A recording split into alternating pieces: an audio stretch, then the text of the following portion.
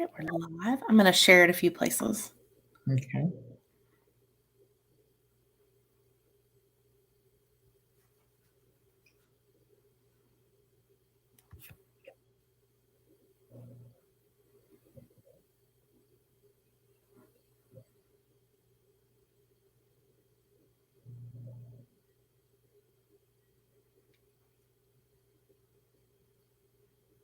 Good morning. If you're watching with us, we're going to get started in just a few minutes. We're going to go ahead and share it a few places, and we'd ask you to do the same. Certainly say hello and let us know that you're watching. Have you had a lot of people watching, Kim, when you've done these? Yeah, we've been averaging probably about 30. Some of them have gotten as high as 60. So it just depends on the guest and the topic. Oh, wow. So if nobody watches, then you won't have me on again. Oh, no. It's been interesting, though. Some of them that I thought would have a lot of viewers didn't have as many. And then some of them have had more. And so it's been interesting to see. I also think it has to do with, just what else is going on that day. So. Sure. Yeah. Today's a busy day here. So. I think this week is probably a little busier than the past few have been with just different things opening. Mm-hmm.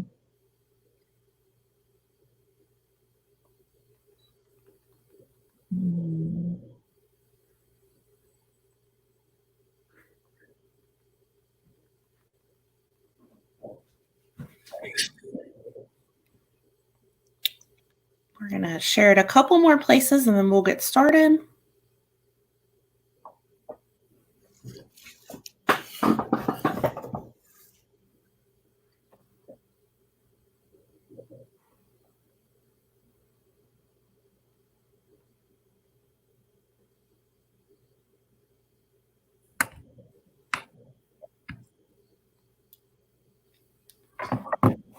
All right. Well, it looks like we've got about 12 people watching. We'll go ahead and get started. For those of you who haven't watched before, I'm Kim Baker with the Gallatin Chamber of Commerce, and we are happy to bring you another episode of The C Show. The Chamber exists to support, educate, and engage our member businesses and the Gallatin community, and that is why we are bringing you this show daily at 11 to keep you updated with information and resources available in the Gallatin area. Today, I'm happy to kick off this week's series with Mayor Paige Brown. Thank you for joining us. Hey, I'm glad to be here. I do feel like I have lipstick on my teeth, so I apologize. But we were trying to, when we were setting up for this, you and I were talking, I was still trying to put on makeup because I've been in meetings all morning, hadn't even looked in the mirror, and I was a little mortified.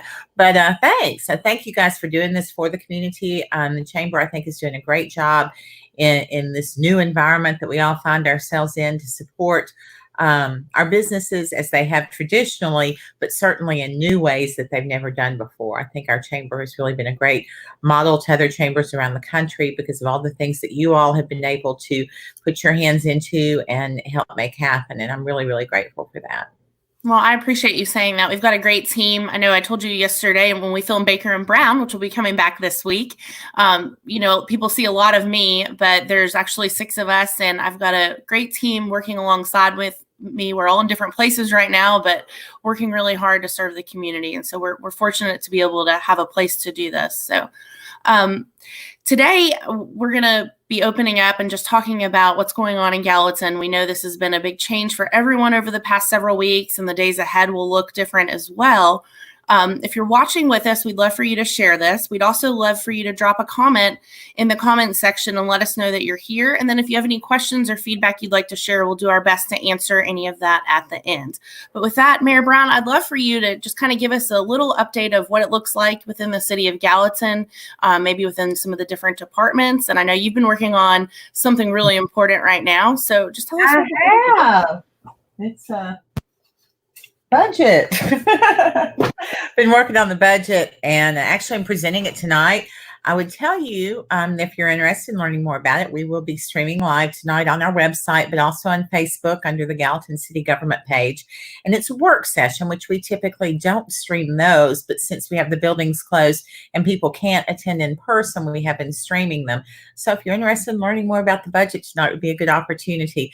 It's an ugly budget. I'm not really excited about it because we are projecting quite a bit of revenue loss in the next fiscal year, and we need to still do a responsible budget in association with that reduced revenue budget, and we'll get there. Hopefully, what I've told our department heads and I've told our city council is that we will present this budget because it has to be presented and approved by July 1st. That's the start of our fiscal year. And so it has to go through 2 readings. I have to leave room for discussion. So I have to be presenting it right now. So what we'll do is we'll get this budget passed, and then come maybe September or October, we will look at what the revenues are doing and see if we can recalculate and amend our budget so that we're able to do more things if we have more money coming in. I told the department heads, we just finished a meeting with them. I told them just a little while ago that could go the other way too. It could be 2 months down the road. We're still all kind of where we are now, and there's not a lot of movement, and we know people aren't buying things, and unemployment is still high, in which case we're going to be making more cuts, which could get really, really drastic. But either way, we're going to get through it. I think that I think that you are very fortunate that we live in a city that has been very conservative for a long period of time, and the financial resources are here that are not in other communities. So we do, for those of you who don't know, maintain a rainy day fund. We have a rainy day fund that's about 20%. That is 20% of our operating budget. It's for the coming year, it'll be over $7 million. And then we have an additional reserve fund, which we are going to be depleting in the coming year, leaving a balance of about $1.8 million. But we've had reserve funds for a long period of time. Mayors before me have been very conservative in protecting their budgets for the years ahead. And Gallatin has saved some money along the way, yet we've gotten a lot of things done. And so that's certainly credit to all the people who have served with me and before me, and hope that Gallatin can continue going that way, because we want to continue providing the services we do, making the investments we're making, and doing what we do for the community. A lot of people don't know maybe that the city of Gallatin has its own utility department. So that's a different situation that we as a city are in that makes our city very, very strong. Our water, our sewer, our electric are all city services that we have that benefit us because it keeps our rates low, and we have plenty of capacity because we've helped manage how those are developed and built out, and they continue to grow and serve our growing community. You want me to talk about life here at the city? We have had the building shut down for several weeks now. We are stopping no services. We are asking people to conduct business either via phone or email. And then, like on the building trades portion of our city, a lot of that can be done online, and a lot of our builders are doing the various inspections and permits and the things that they need to do. They're able to do those online. Our website, if you don't know, is gallatintn.gov, and you can find a lot of the online services there, and you can also find phone numbers and email addresses and that kind of thing. While our buildings are closed, our offices are open. Our people, some are working from home, some have actually chosen to go on leave, and the rest of us are here and we're working, and we're doing what we need to do to make things happen. Even over at our parks department, they're not doing what the parks department would normally be doing this kind of time of year, except for mowing the grass, but they're doing other things. They're working to make some improvements in their parks, clean some things up, get some painting done. Our utility department, interesting thing, if you don't know this, we've talked about this a lot at this point, but our utility department actually includes our water, our sewer, and our gas. Well, when you have something happen like we've had with the coronavirus, our water department is very, very essential, and protecting those employees is very essential. So those water department employees have actually been quarantined on site since the beginning of this, I think since March 23rd. So over a month now, away from their families, away from the Easter holiday, probably family celebrations, all to protect themselves from getting sick so that they don't, then have spread it to other employees, and then them not be able to take care of the system. But so beyond that, the utility department is operating pretty normally. Our public works department, who picks up your trash and does city work, runs our recycling center, etc., they've been pretty much working as normally. Several of our departments where we're still doing all the same services, we are still separating people, one person to a vehicle, spreading people out, letting people work different shifts so that people have the appropriate social distance around them where possible. And it's not possible everywhere. Obviously, our police and fire department are both in situations where they have to be in contact with individuals, and very grateful for our cities, our public service, our public safety individuals, because they're been on the front lines of this throughout. And so that's kind of a little bit about what's going on with the departments, Kim, and the city itself. Did that bring up any questions you might wish to ask? What about any of the projects that have been going on, like any maybe sidewalk projects or anything like that? Has this impacted any existing ongoing things that have been going on within the city? Has it like stopped them or slowed them, or is just a kind of business as usual in those certain areas? Well, a lot of the city projects are contracted out. They're not things that we're doing internally. We probably haven't been doing a lot of real intensive projects, but we obviously have to repair potholes and do that kind of thing when that needs to happen. I do know there's a sidewalk project that's about finished that was contracted out. And then different, yeah, I mean, we've really been, I hate to say business as usual because nothing's usual anymore, is it? But what's that song? Oh, I'm thinking of a song, but no, nothing's usual anymore. And we're trying to get everything done that we're committed to having done. We're working on our paving schedule. We don't really have the dates on when they're going to be back and finishing that, but we are going to get through our 2020 paving schedule and work towards next year's. And interesting, you talk about things continuing. We have seen the building community still working. By and large, we've had of the things that we know about, we've had very few projects that have kind of put on the brakes, and even those that we know have put on the brakes, they say they're pausing. So I think they're still moving right along, which is what keeps our building department really busy and our inspectors really busy. So good. Let's talk a little bit about things reopening this week and anything you'd like to share. I know there's been a lot of confusion because there's been graphics online that have floated around that have been misleading. And then you've got different people saying different things. As far as for Gallatin, what does it look like right now? What can reopen, what can't? Well, yesterday, Monday, right? Yeah, Monday, restaurant dining rooms were allowed to open with 50% occupancy and taking the precautions that were recommended by the governor.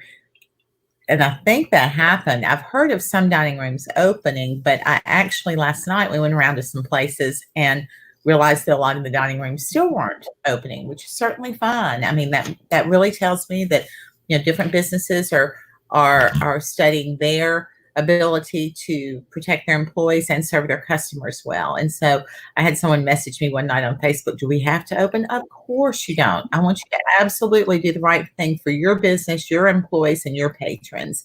And so restaurants did open. I think we'll kind of see that rolling out a bit more. I think another thing with that, with the restaurants, in case you're disappointed that your favorite restaurant hasn't opened back up, they just got notice on Friday that they could open on Monday. So trying to get the food that they needed or to get their employees back online, that was probably not something that people could execute by Monday. And in Gallatin, a lot of restaurants are are closed on Monday typically. So I think we'll see more restaurants continue to open up. Retail opens on Wednesday.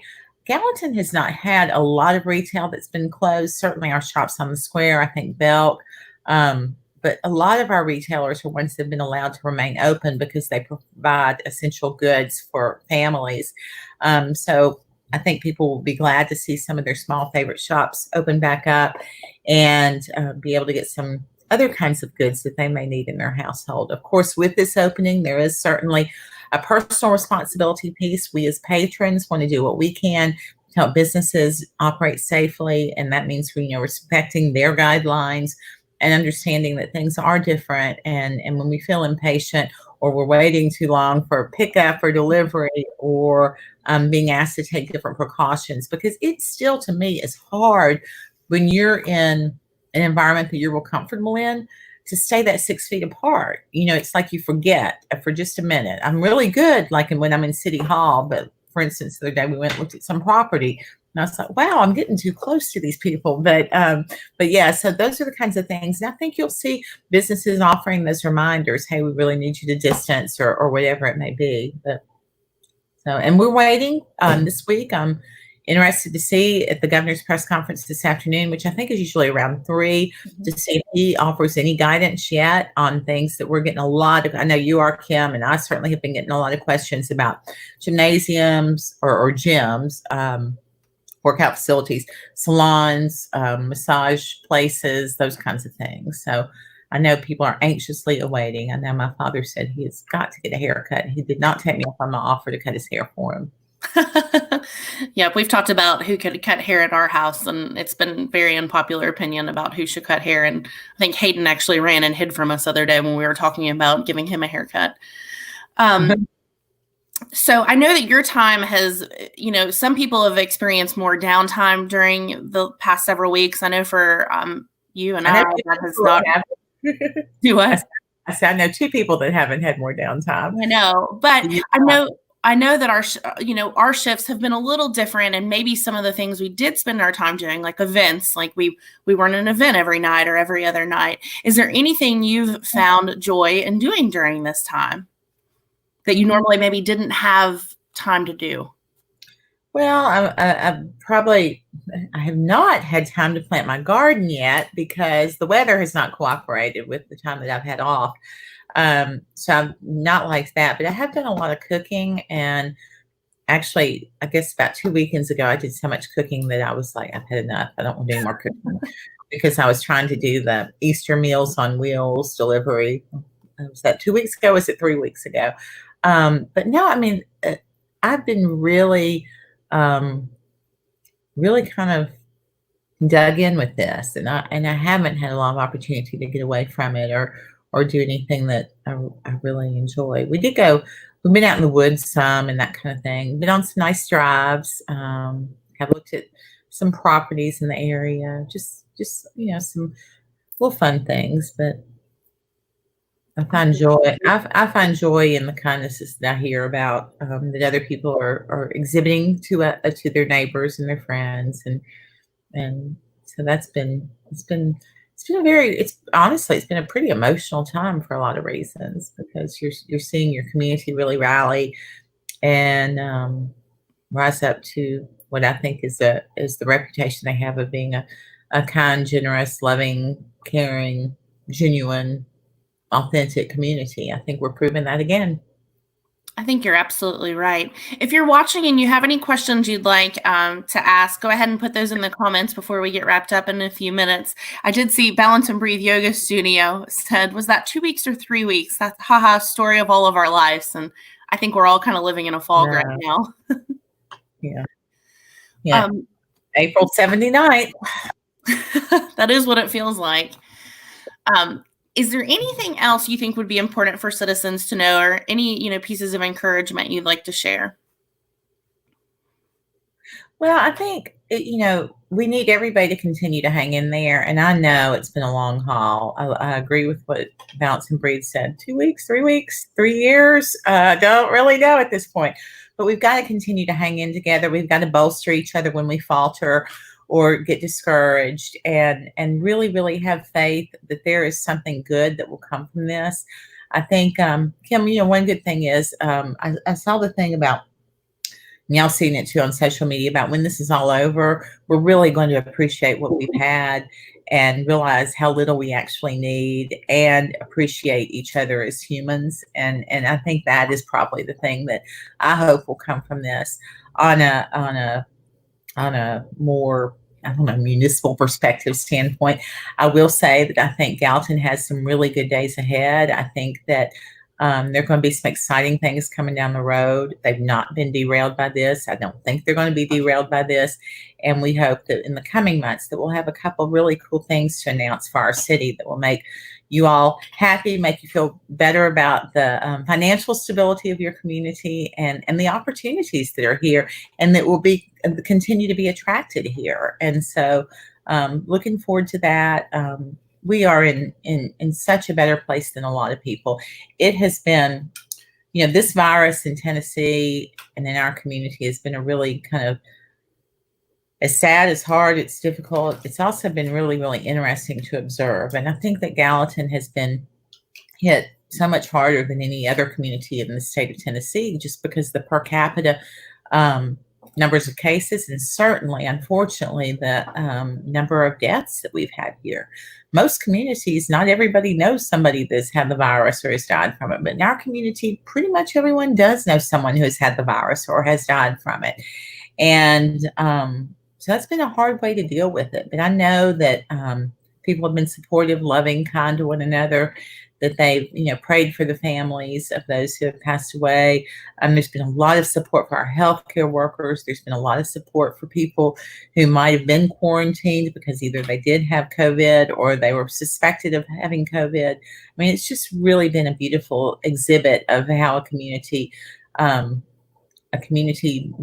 is tough and strong and takes care of what it needs to take care of and looks to the future. And I think that that's what we have to keep our eye on, that we are going to have better days ahead.